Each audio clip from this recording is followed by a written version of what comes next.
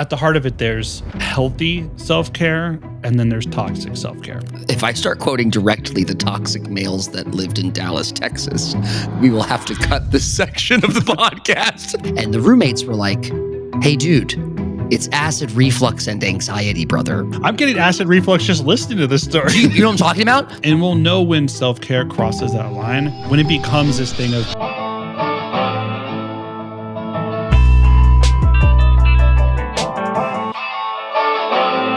there's like a tired cloud over all 30-somethings and 40-somethings. I think anybody who's a functioning adult with a career and a job and like big R responsibilities is feeling this, like, I feel like a lot of Americans are feeling languishing at the same time.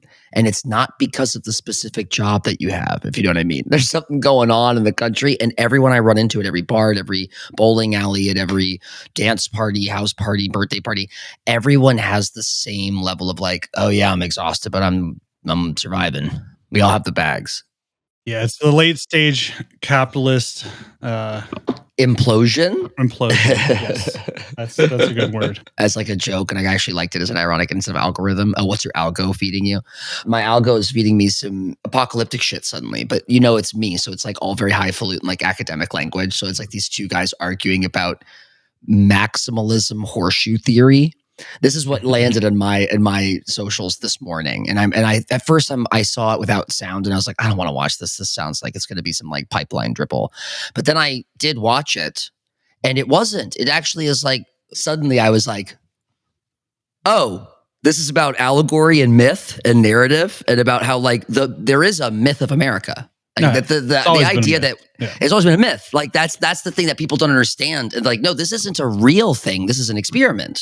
It's a myth. It's the myth of America. And all nations, democratic and otherwise, are built on myths, right? And exactly. And any leadership, like presidents, whatever, right? Like you position yourself on a platform or a party, and you say you're going to do all these things, and most of the time, like a good majority of that stuff doesn't happen, right? And other things happen that you didn't plan for, that you didn't ask for, that the people didn't vote for.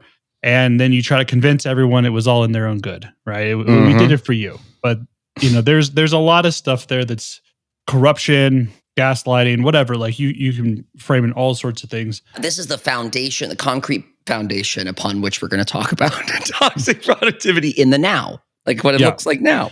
And I think it's a good springboard just to this idea of self-care when it becomes toxic. When self-care becomes toxic. There's been a huge blossoming of self-care, self-help. It's just taken off, right? We see stuff everywhere. Social media, books, and there's lots of stuff out there, people telling you, do this thing, do that routine. You know, add this to your morning routine. You must do this in the evening. Yeah. Routines, rituals. We're told by tons of people, right? Authors, influencers, famous people. Like, you need these types of things to be successful. Yeah. And then what happens is I think all of that self-care help at some level seeps in and becomes something that stops being, I'm doing this for me, to help me, and crosses the line into this is destructive, counterproductive, and ultimately becoming toxic. We're going to get more into this today, but that brain is spinning. Let's just introduce ourselves for folks that haven't heard us before. Hey, Steven here. Sorry to interrupt. We just wanted to take a brief moment to tell you about this week's sponsor. At Attention Different, our mission is simple. Offer ADHD adults proven practical strategies for living a more balanced, fulfilled ADHD life. And that is why we are thrilled to offer our latest course, Thriving with Adult ADHD. While other courses might focus on the pain and struggle of being an adult with ADHD, and we do not want to minimize that, this course is designed around accessible, relevant, and applicable techniques that address the most common challenges facing ADHD adults. Inside Thriving with Adult ADHD, you will learn how to. You'll learn to find balance by optimizing medication, self-care, and professional support. You'll learn to shift your mindset beyond survival mode and instead focus on personal growth. You will learn how to gain confidence and take control of your life through tailored, actionable solutions. Thriving with Adult ADHD features 2 hours of on-demand video, 10 downloadable resources, lifetime access to the material, and a satisfaction guarantee. Go to attentiondifferent.com/thriving to sign up now. That's attentiondifferent.com/thriving to sign up now. Hey, thanks for the quick break. Now back to the interview. So I'm Aaron Smith. I'm a licensed clinical therapist and ADHD coach. I'm a co-founder of Attention Different, and I have a company called Potential Within Reach where I offer individual coaching to clients. And I'm here with Stephen Tonti, official dog and cat daddy, and also a twice-degree holding professional storyteller and co-founder to this knucklehead Aaron. The two of us started Attention Different many years ago as a radical acceptance-based advocacy and edutainment company for adults with ADHD. And this is just a little bit of what we do. Sometimes just Aaron and I gather together and share some of our thoughts about a subject that relates to neurodiversity or ADHD. And then more often than not, we have a special guest on, and you can get all of this on Attention Different podcast or on our YouTube channel at Attention Different or on our Instagram at Attention_Different. You can type in Attention Different to Google and find us in lots of places. Please go check us out. Like, comment, subscribe. Let's dive into it, Aaron. Let's talk about toxic productivity as it pertains to self-care, toxic self-care. It's an interesting, it sounds almost oxymoronic. It does, right? Yeah. Like you hear it and you're just like, well, how is self-care? It's self-care. I'm caring for myself. How could that be bad? Yeah. But there's a difference, I think, in intentions. That's where the nuance is. I feel like we just had rainbow, like intentions, you know? Yeah. Introducing. Yeah. At the heart of it, there's healthy self-care and then there's toxic self-care. So let me just lay this out for you guys. So we can get rid of any confusion here. So healthy self-care, right? Let's just define that first. Yep. Self-care that's healthy is done to care for yourself. We do it for the purposes of caring for ourselves. Right. And it respects your limits and your humanity. It creates energy, safety, and emotional grounding.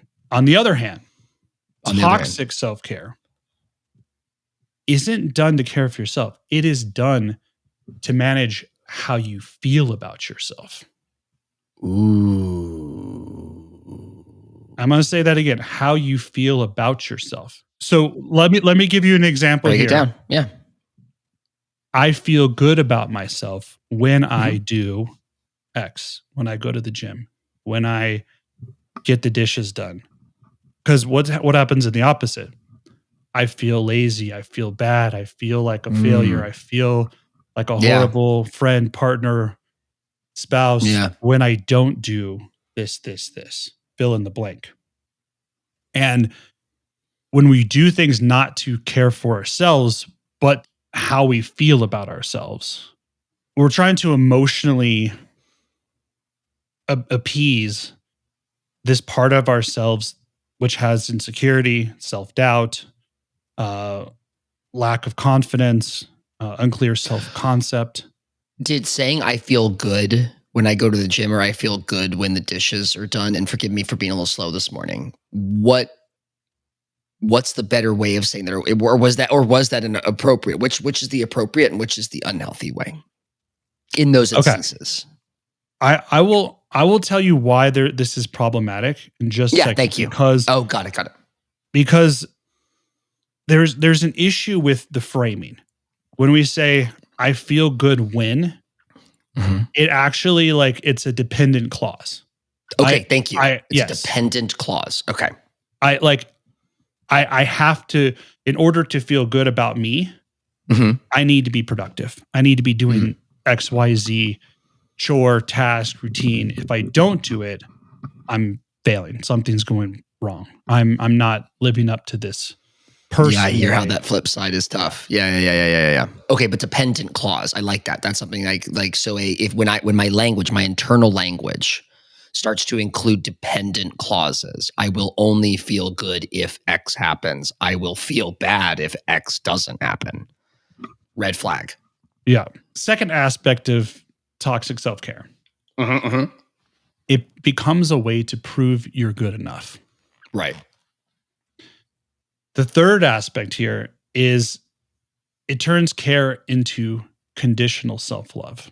Ooh, totally. I hear how also that is a nuanced and needed tweak to the first one, right? Because like the first one is a practical, my language is shifting in my head and I'm using dependent clauses. The third is kind of like the result of you build towards conditional self-love.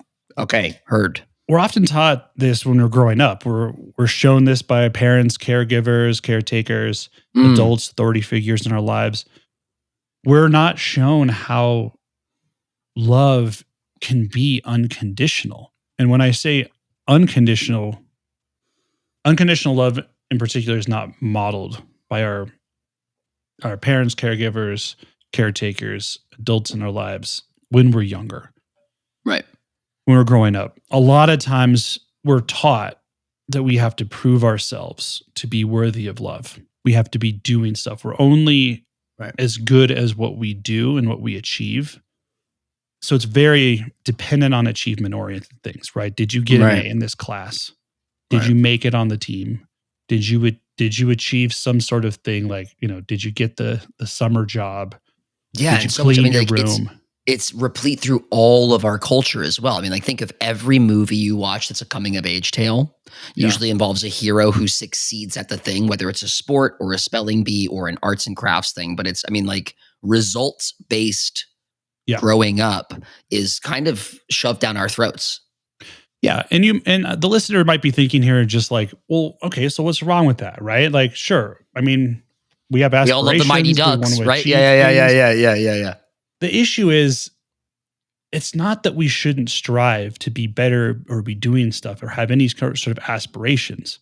It's when it becomes, we don't love you for you. You're not enough without doing those things. Oh, we love you for your achievements. We love you when you do this stuff. Right. We love you for your achievements, for the medals we love you for the medals and the trophies in your room. Not for the fact that you're the kind of person who seeks those achievements, right? Like flipping that coin. Yeah, and it's that outcome. It's not like they recognize the effort and understand, and we're not taught that you're enough. We love you just for who you are. That's unconditional love. We love you for who you are, just for being you. Whether you get an A or a B or a C or a D or whatever it is, we still love you. Right. It's not that parents don't want their children to achieve things and they're just going to settle for less. No. It's recognizing the effort that's being put in, and it's seeing their child for who they are, separate from what they do. Yeah. It's if I may very briefly, some of the influencers that I get sent a lot and I follow are the parents of kids who do like extreme sports, like snowboarding and skateboarding and stuff. And there's two that I can think of: this dad and his wife, his partner, who in one instance it's a little girl, one instance it's a little boy. And the way that these parents talk to their kids in an extreme sports scenario, this is why I follow these two people. It's so radical acceptance based, and it's journey based and practice based, not result based. And it's feelings based. It's actually, they're employing social emotional learning, right? You can hear their ethos and you can hear the research they've done to practice radical acceptance and non-results based education, where they're asking, how did you feel in this moment? What did you do to address that feeling, right? When that feeling comes up again next time, what are we going to do? And they're like, that language is so different than like, hey, you nailed that kickflip, Or like, you fucked, or like you messed it up, but like, let's try again. Even like a kind, you know what I mean? But there's a difference to like, hey, what was going on in your chest? What was going on in your head? What did you feel like when you flipped your feet that way and it didn't work? You know what I mean? It's a process-based and supportive narrative. Yes. Yeah. That's where when parents do it right, it's like, what did you learn? How did you grow? Yeah. What do you want to focus on next time? You know, like those kind of things. And it's supportive. It's encouraging. I'm here for you. It communicates that. You can hear and feel the difference. You just can. It's soft power. It's my favorite. Yeah. So counter to results based. Yeah. And on the other side, it's things like what's wrong with you? Dude, I mean, like, why didn't you do it?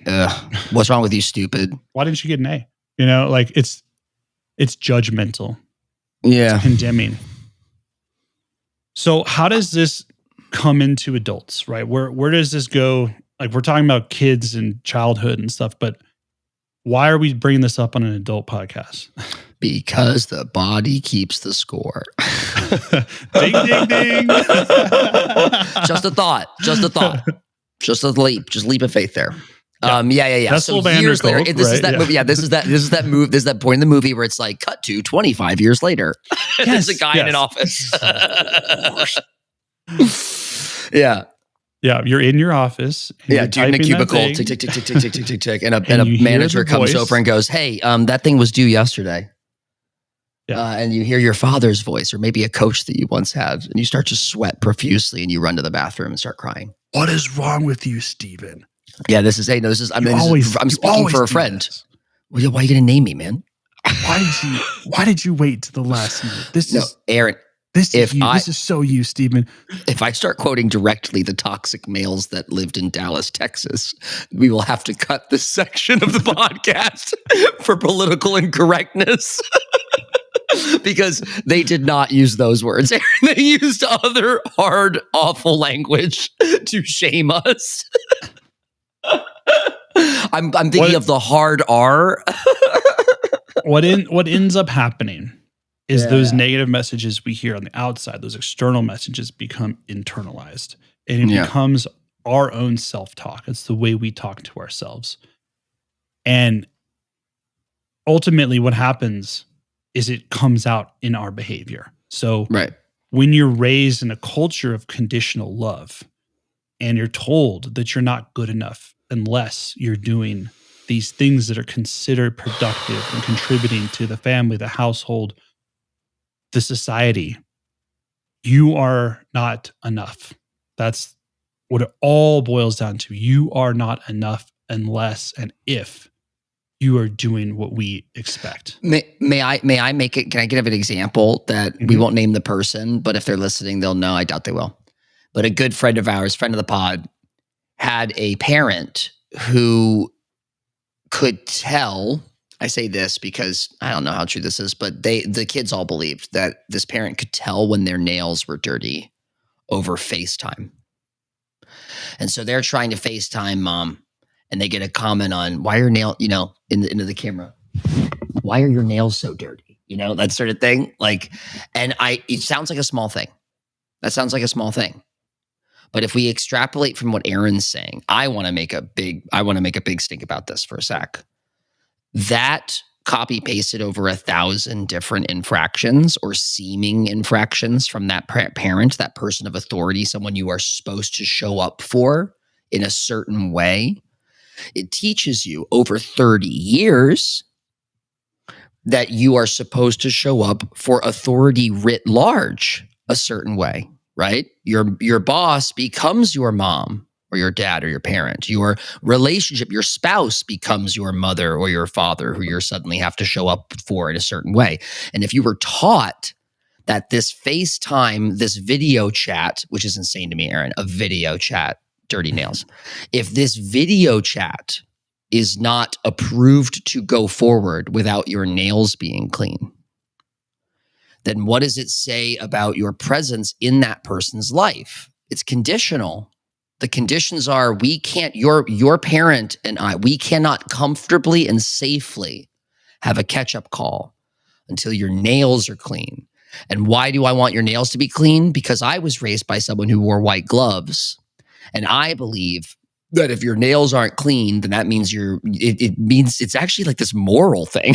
It's actually like you're dirty. You've showed up to talk to your parents dirty, right? It sounds like such a small thing, but within the context of this conversation, it doesn't feel so small.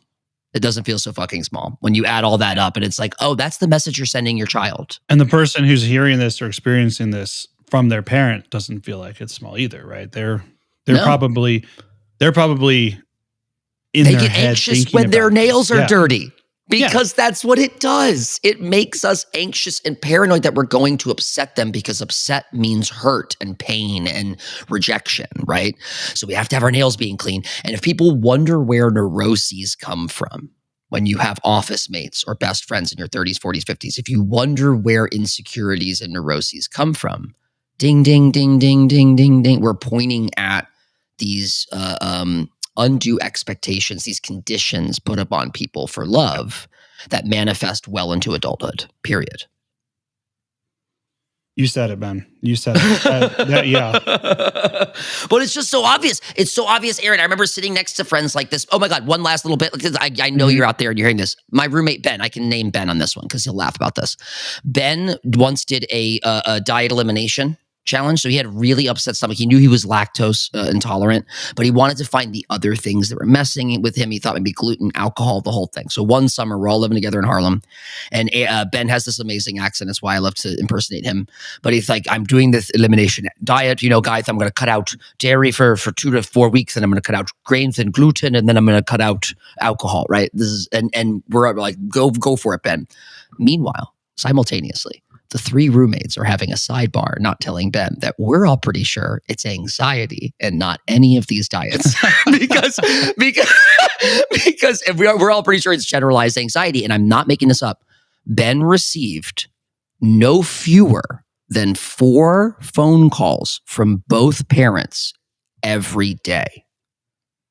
Constant check-ins, trauma dumping.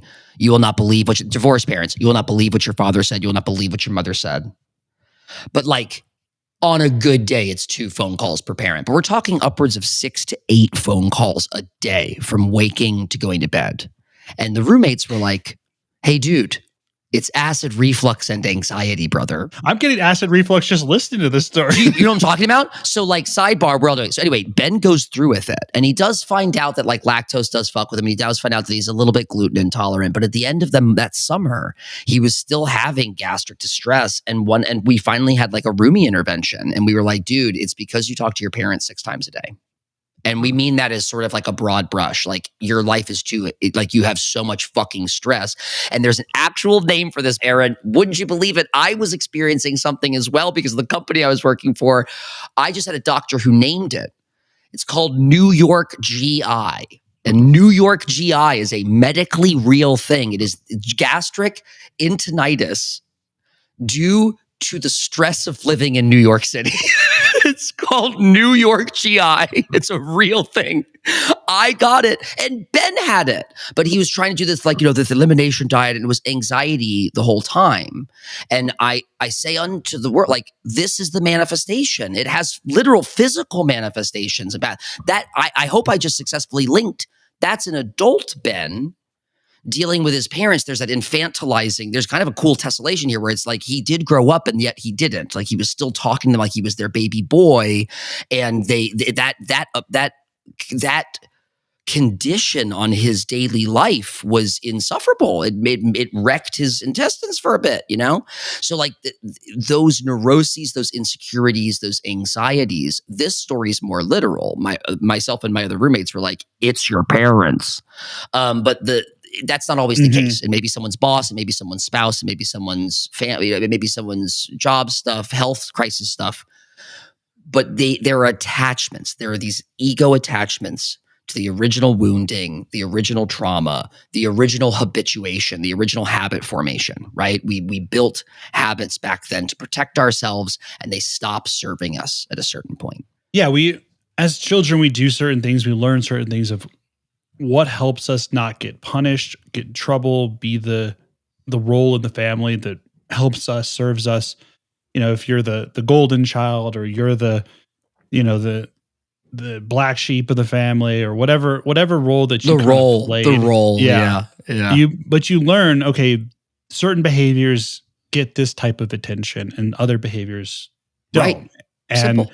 yeah. And for those of us who like learned or had to learn in different ways, right, that we have to do things either to not get into the ire of the parents, not set them off, not upset them. Right. We learn, I need to have my room spotless. I need to not express my emotions and stir the pot here, because if I say something, if I act sad, if I cry at dinner because of something, that's gonna my parents can't tolerate that. So we're taught all sorts of things, whether it's physical in the environment, emotional, that we can and can't do, and we practice those things over and over in our lives, and they become so routinized that we don't even question it. At some point, it's like our operating MO. We just live in our life and we think, well, this is just the way everybody does it, right? Or this is what it's expected to be an adult, to be a functional adult. That's the most kind of haunting element of this, is how you said, what word did you just use? I like that. The routinizing gets so rooted that it becomes like Brene Brown, the story we're telling ourselves, but it becomes this internal narrative that we functionally believe in. Yeah, we don't even understand like how to live without it, like how to function without it. It's our core operating principles. Exactly. I think people listening, because we got that adult ass audience. Hopefully, I hope the adults in the room have had at least one of those conversations with a best friend or a sibling. Sibling even more uncanny, but with a best friend, more famously, a best friend says, "This happened to me. I thought this and I did that," and you go, "Why the fuck did you think that and do that?" like what caused you to think that and do that? And they go, "Oh, well, because of insert justification." And it's the first time you've ever heard that, right? If anybody's listening, I hope you'll know this little math problem. You're at lunch, you're with your best friend. This guy did this. I sent him this. I thought this, and I sent him this text. Here's the underlying logic for it. And you're like, "Best friend, that's insane. Who taught you that?" Like, I think everybody here has had that experience. We all are carrying around these rationalizations, these justifications for behaviors and for our thought patterns and our choices. And we have fucking normalized them. We're not, it takes that moment at brunch with your bestie to go, "Oh, I'm the asshole." You know what I mean? That am I the asshole? But, oh, wait, I'm the weirdo? Oh, why do I do it that way? Whoa, right? Without a therapist in the room to like pull this shit out, we tend to stumble and arrive at it. So I just want to highlight that for our listeners, that like, I think this feeling that Aaron and I are describing, which can happen in a clinical setting, this experience can happen with a therapist in the room, helping you draw these ties to father, mother wounds, parental wounds, etc.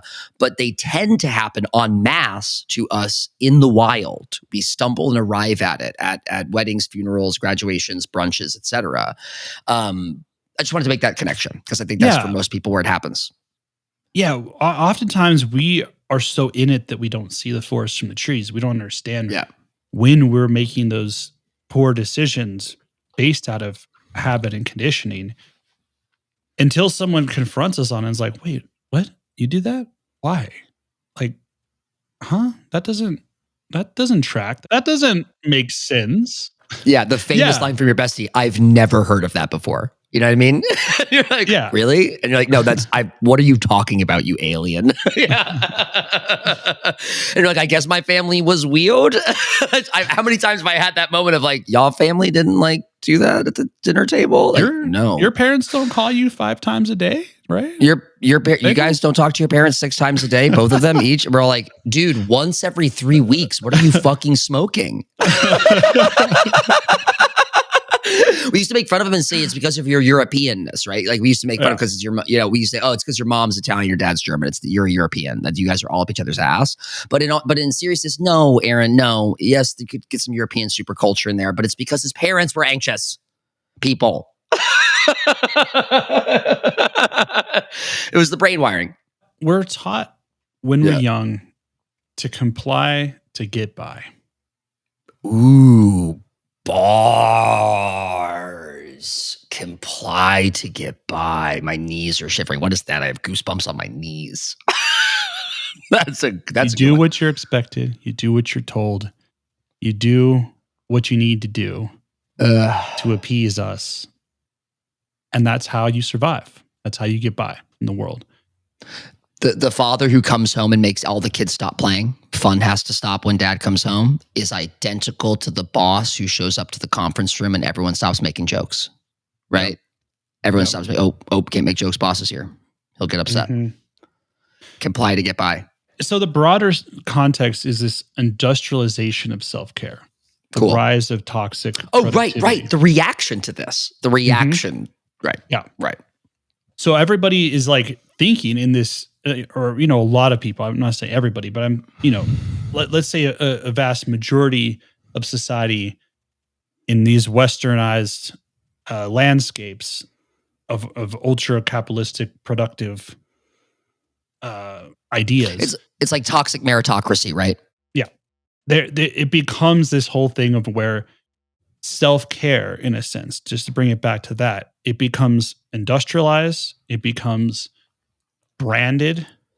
You have a certain brand of self-care and identity associated, a whole aesthetic that becomes part of the self-care, right? People dress a certain way, look a certain way, act a certain way. The goops of the world, the paleos of the world, the big fads, the branded fads, the Atkins diet. I'm vegan, I'm raw. I'm the Atkins diet. We take it on as a mantle.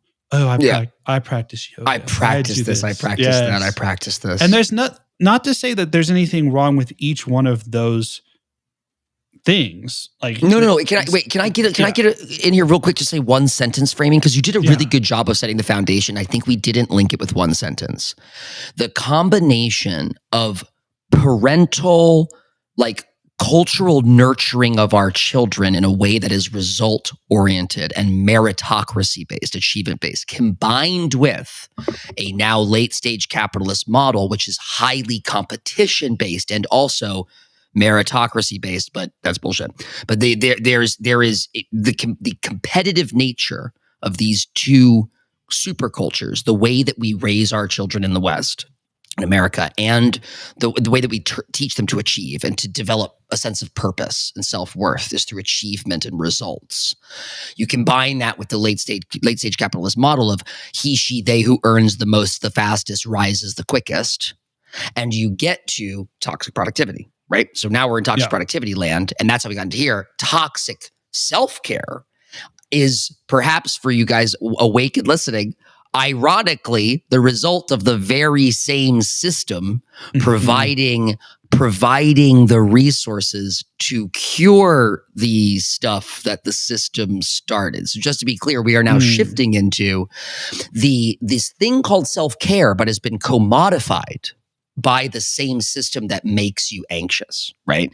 So we will circle back to this, but the haunting irony of all this is that what we're about to discuss with toxic self-care is that it emanates from the same system that made you need the care.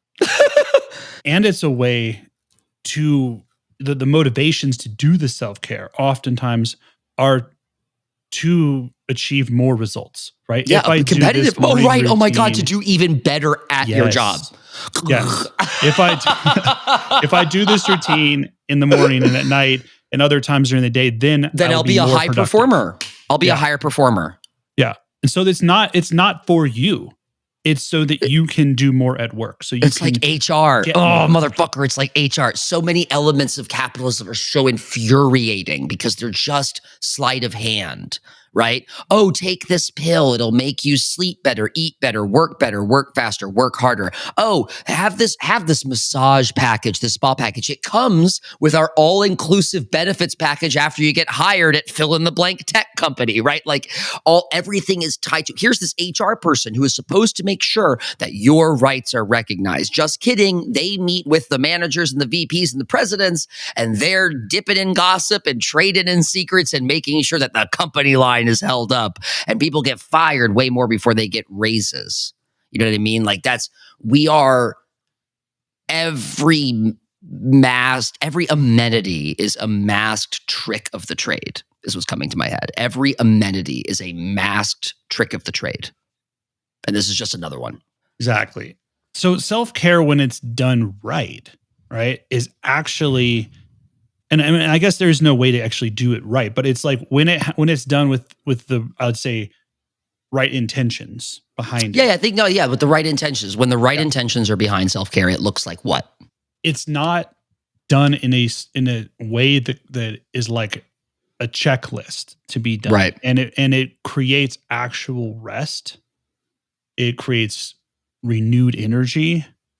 It helps you to actually experience life in a way that you're living, that you're in the moment, that you're resting, that you're taking care of whatever the needs are in that moment. Whether that's I need to take a break and I need to rest, you're aligning yourself with what you need, with your underlying needs and your values. I think a good line for our company just gave me this, like, self-care will not always be fun, but it will always be filling. Right? Like, because that's I think, because you made this point earlier, right? Self-care isn't always a plus. Self-care can require sacrifice. I know plenty of examples of self-care that involved quitting something, right? Like leaving a toxic job, that leaving a toxic relationship. Self-care can involve a great deal of pain, right? Like putting the oxygen mask on yourself first before your child, to stretch that metaphor a little thinner. There's a sacrifice in that little moment. In that little moment, I'm saving myself and then my kid, right? Like self-care can be painful, but it's still necessary and filling, right? So like, self-care won't always be fun, but it will always be filling. I like that. For a purpose that fills us up, fills the energy buckets. Yeah. Fulfills a need. Exactly, Stephen. Yeah. Yeah, a friend of ours was annoyed at another friend of ours. This is down in New Orleans, some film kids. And one of our friends takes like 30 to 60 days off sometimes just to write. And they close themselves in a room. They're like, only emails, and only emails with like a certain group of people that they like approve. It's this real like cave mentality. And like I said, 30 to 60 days sometimes. It was driving my other friend crazy. She thought it was an ego move. Like, oh, and then they throw a party when they come out of the cave and we all celebrate them. And every time this person brings up this frustration, I have to say, I have my own frustrations with this person who goes into the cave. They're not the cave thing. I tell this other friend of mine, I go, no, I actually really respect what they're doing, genuinely. Like this other stuff is kind of annoying, but that is actually a really powerful move. It's sacrifice. That person is actively sacrificing. This is New Orleans, Aaron. Every party, every birthday, every parade for 2 months, that person is not showing up. They're writing. That's a discipline. That's self-care. They're not writing for the companies they work for. They're writing for themselves. And they throw a fucking party when they come back. It's been 2 months. I would do the same thing, right? But I wish I had that kind of discipline in self-care. That is for them. And it requires some pretty significant sacrifice. This happens to be a pretty big super host of a person. They like to throw parties. So they have to cut off all social networking and ties for 2 months. That's a sacrifice. Yeah, there are times where we need to do certain things that we pay a price for. Right. And that's okay. That's okay. Economic metaphor again. So I was listening to Hidden Brain and oh, love it. So Shankar was interviewing this guy named 𝐬𝐿 Rao, and he's a Stanford University professor, researcher, author. He wrote a book called the Friction Project, and he talked about this idea of the poetry versus the plumbing. And he says that all of us have these two parts of ourselves within us. There's the poet and there's the plumber. This sounds familiar. Go on. And they're oftentimes kind of in a bit of a conflict. There's that part of us that wants to be in the moment and to experience and to dream and to pursue our passions, to live life to its fullest, and to extract the beauty from life, right? And that's the poet side of us, the creative side. And then there's the plumber, which is, we'll put the practical stuff, right? The paying Yeah. the bills, the fixing the house, the doing the dishes, the planning ahead and organizing, doing the to-do list. That's the plumber part of us. The But engineer. we need both. Yeah. We need both, right? It's not that one is better than the other or that we should elevate one self over the other. It's that we actually need to kind of find a good, healthy balance, whatever that looks like for you. It doesn't have to be 50-50, but some kind of a balance that we're not always doing the plumbing work or we're not always in our head being too lofty and being out on a limb and not taking care of the day-to-day stuff. Yeah. I liked that metaphor and that idea because I think it plays into this whole structure of like self-care. Because I think one of the critiques here is like, people could say, well, that sounds all good and nice, right? To do all this stuff, to be intentional, to align with my values, to not be doing what's just expected of me and getting ahead. But that's a luxury. How do you do that? I don't have time for that kind of existence. I'm busy. My responsibilities are so heavy and so much that I don't have time to focus on me. I have a family, I have kids, I have these things that require all these needs. I don't have time for that. But if you don't have time to take care of yourself, you will be forced to make time to care for the health impacts that come down upon you. This reminds me of a person we spoke to at the conference who asked us in earnest, how do you make time to burn out if you can't get to burnout, but believe that there's catharsis on the other side of burnout that you need to get to? And unironically, this mother of a few kids and successful business person, arguably pretty hyperfixated on success and business, just in the energy they carry themselves with, which was an immediate red flag for Aaron and I. We don't say red flag like bad person or bad morals. We say red flag like high tides, right? The water's churning in this person, right? And she asked us this question, and Aaron and I tag teamed the answer, but in short, well, my love, like thou doth protest too much, right? You probably either A, already have burnt out a number of times, or are burning out right now, or are languishing in a perpetual state, and burnout will come. But we flipped it and largely we're like, it's not about beckoning the devil into the door. It's not about beckoning burnout into your home so that you can stop. Like, do you hear what you're asking for? You're asking for a forced retreat. But another narrative inside of you, which she shared with us as well, is convinced you that she has clients and she has to work for them. She has to make that dollar. She's got to make those investors happy, right? That's where she works in finance. And those two competing narratives, those warring tigers, are one of toxic productivity and self-care.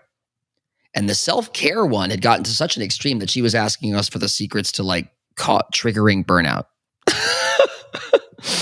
So that person we say unto again, but this like amorphous blob of people listening, there's clearly a renewed awareness towards self-care. And there are knock-on benefits for the amount that we talk about it, right? Because people are chest thumping and proudly demanding space for self-care in a way I don't think we always were. In fact, obviously we weren't 100 years ago. So there are positive knock-on effects, but grifters are always going to grift, and sort of vapid, vacant, sales mindset language and rhetoric trying to convince you that your life can be improved with a quick fix. These things will always be around. Marketing. This will always be around in the system we've built. So that should not and cannot defile, disrupt, or distract us from a very important and life-saving practice of stepping outside of highly stressful environments, stepping outside of languishing inducing environments, step outside of burnout inducing environments, whether they be capitalist, whether they be economical. The work of stepping outside of those toxic places and administering self-care to ourselves must go on. We must continue to do it. We must continue to teach about it and strive to learn about it. And I'm sure that Aaron and I will list some very easy and doable ways to do that. But what we are doing with this podcast, I hope, is to warn against something a lot less obvious than like grifters. These people aren't trying to sell you cigarettes, right? They're trying to sell you a spa package. They're trying to sell you like a better diet. They're trying to sell you cleaner living. It's hard to turn away from because it looks great. It's appealing.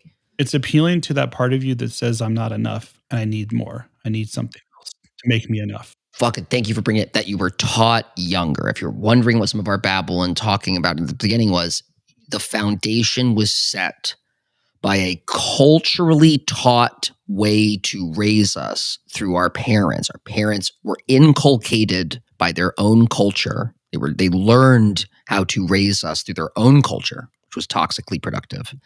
And we were inculcated ourselves. It was planted in us, this results-based, toxic productive culture. Yeah. And it seeps into even your self-care now, right? Yeah.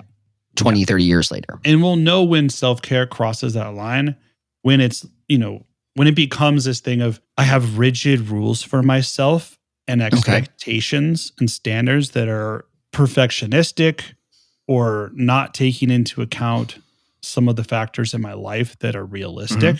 Mm-hmm. And I'm doing it out of shame, or, not doing it can cause shame or guilt, right? So I'm doing it out of a sense of urgency, obligation, expectation, or to meet someone else's standard, whether that's societally imposed, like a standard of beauty, a standard of excellence, a standard of whatever I think in my mind is a functional adult. That stuff permeates through this whole thing. And it becomes this, I think, mask of personal development. We put on a mask.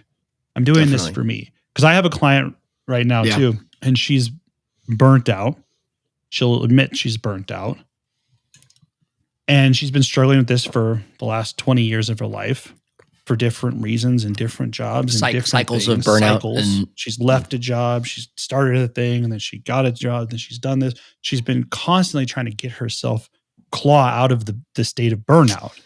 Hey. But also when you ask her about what she does, right? She has so many self-care practices. I go to, a pelvic floor therapist, and I have an acupuncturist, and I have a holistic health doctor, and I go to Pilates, and I have, a therapist, and I have, she'll list out all the things that she does. I tutor on the side. I have this thing. I have that. She has endless stuff that she does. And a lot of it sounds great. A lot of it's like, even as you're listening it without the context of this broader conversation, I would be like, sounds like if not for nothing, sounds like a type A person, but also sounds like, and I'll circle back to why that's an anxiety problem later, but it sounds like a type A person who's like a hustler. It's like hustling through life. Yeah.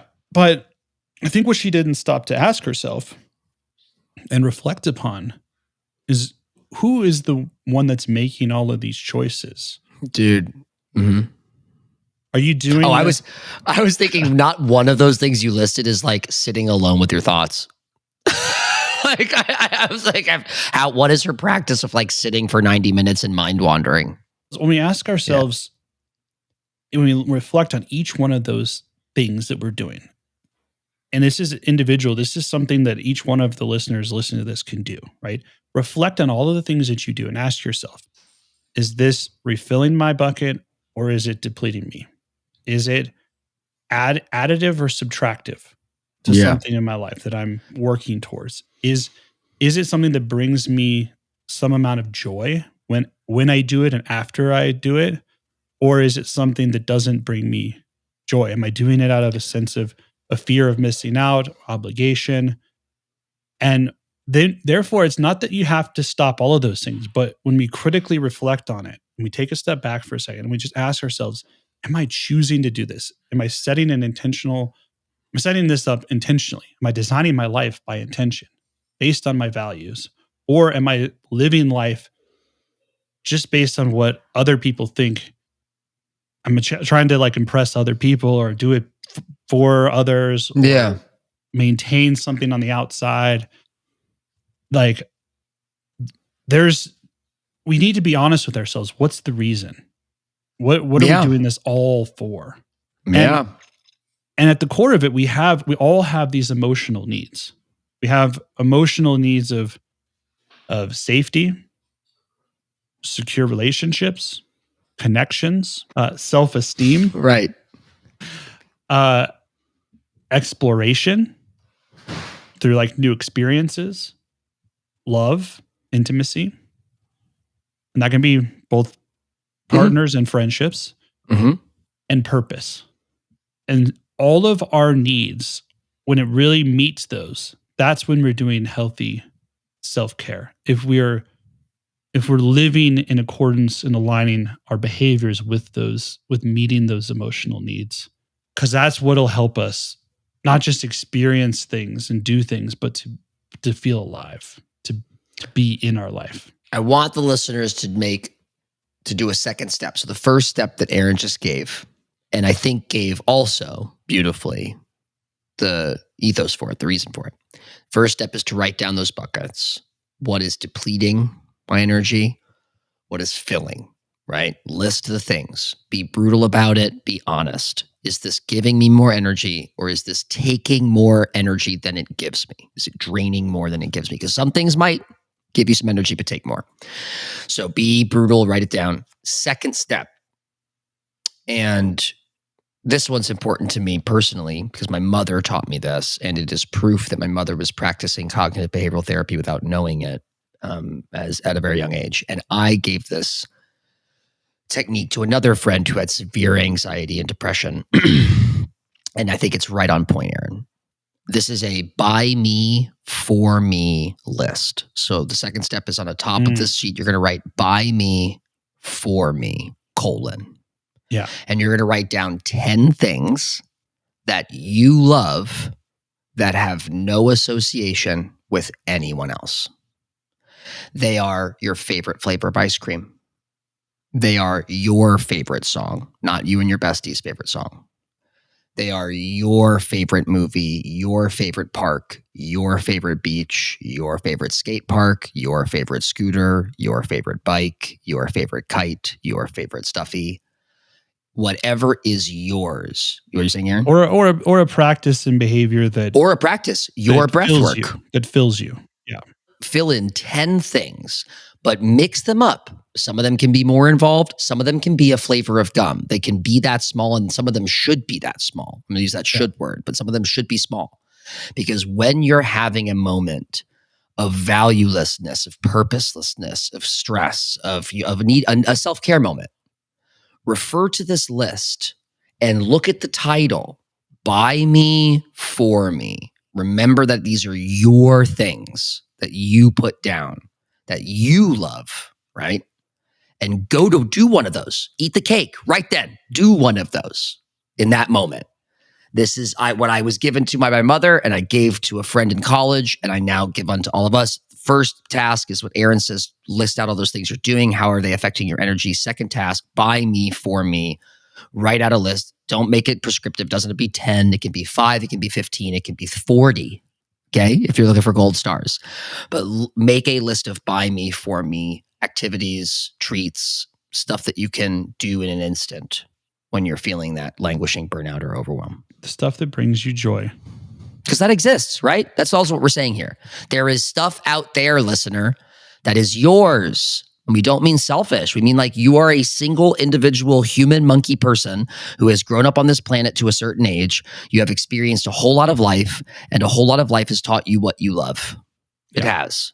So write some of those things down and do them for yourself. And that's self-care. And it's especially self-care if you have to say no to your best friend's brunch invitation so that you can go read your favorite poetry book for 45 minutes in your backyard.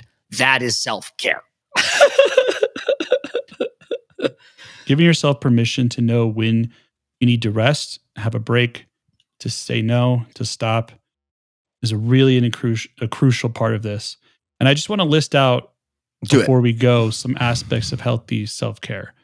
So these are some guidelines, right? Healthy self-care is intention-based, not outcome-based. They're flexible, not rigid. They're restorative, not depleting. They're connected to the emotional needs, the ones we listed above: safety, connection, belonging, self-esteem, exploration, love, purpose. They're permission-giving, not performance-based. They're self-compassionate, not self-punishing. And they're aligned with your values, not social pressures. Sustainable, not draining. And don't forget, they need to be holistic: mind, body, emotion, spirit. They support the whole person. Create space for authenticity. So knowing when you're overwhelmed, recognizing needs without judgment, and allowing for all of your feelings, not just the pleasant ones. Self-care becomes self-honesty. Yeah. I want to leave us with a quote here. And Goethe said this. Goethe, I'm not sure how to say it. G-O-T-H-E? Goethe? Mm-hmm. I think it's Goethe. Goethe. Okay. Yeah. But also everyone should know that I'm either on point right now or way off. But I think it's Goethe. Goethe. I think you're right. Yeah. Things that matter most should never be at the mercy of things that matter least.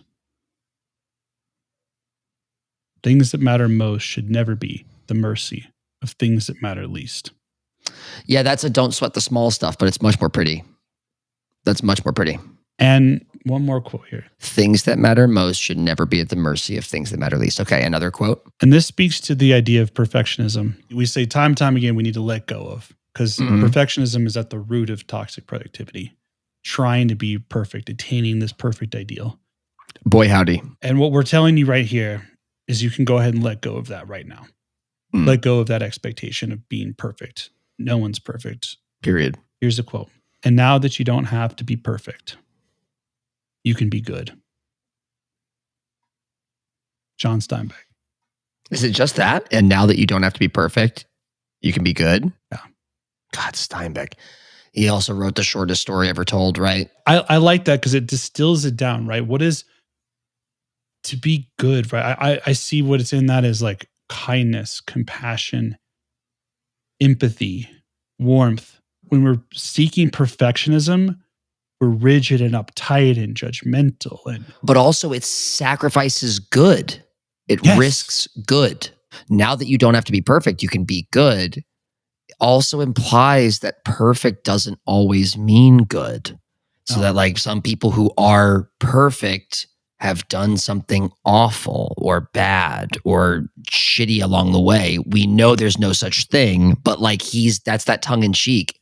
The pursuit of perfect, I feel Steinbeck is also saying, comes at the risk of good at all. The pursuit of perfect might end in abject failure. But now that you don't have to be perfect, you can be good. Yeah. But Steinbeck's phrasing, that Steinbeck is famous for having these like minimalism style, distillations of big stuff, but they mean so much. And I think that the way that he chose those words, word for word, now that you do not have to be perfect, you can be good. And I meant that morally and productive wise. It's like if you, at the pursuit of perfection, you may never do a good thing. That's what I'm extrapolating from that. At the pursuit of perfection, if you keep it your whole life, the pursuit of perfection, you may never do a good thing. But if you kill perfectionism today, now you can start doing good stuff. And maybe even great stuff. Right on. Well, as always, I love Steinbeck, dude. For our listeners, breathe. You got this. Thanks for tuning in. Subscribe on YouTube and Instagram. Thank you for listening. And with much love, tune in next time. And thank you for being you. You're beautiful and you are attention different, not deficit. Preach. If you like what you heard here, Please tune back in. Every once in a while, Aaron and I will sit down, sometimes with our other podcast host of Late Not Less, Devin, sometimes with other special guests or friends, to have these kinds of conversations. We have one with our podcast producer, David, and with Devin, conversations about RFK Jr., CDC, what's happening in America right now, what's happening globally right now. These are an opportunity for we, the creators of attention different content, to shoot the shit, talk about our feelings, express ourselves, and share valuable insights and lessons that we've picked up along the way. It's a chance to get a little more intimate with us, a little closer to the man behind the curtain, if you will. And so we entreat you, please listen to the Attention Different podcast. Head over to YouTube, like, comment, subscribe. Follow us wherever content is made and published, but also keep tuning in for these little private conversations that we have. We'll drop them every once in a while, and, catch them now before they end up behind a paywall. Wink. Thanks for watching. Here are more conversations you might enjoy. Don't forget to subscribe for weekly content on ADHD, neurodiversity, and radical self-acceptance. And always remember, breathe. You got got this. this.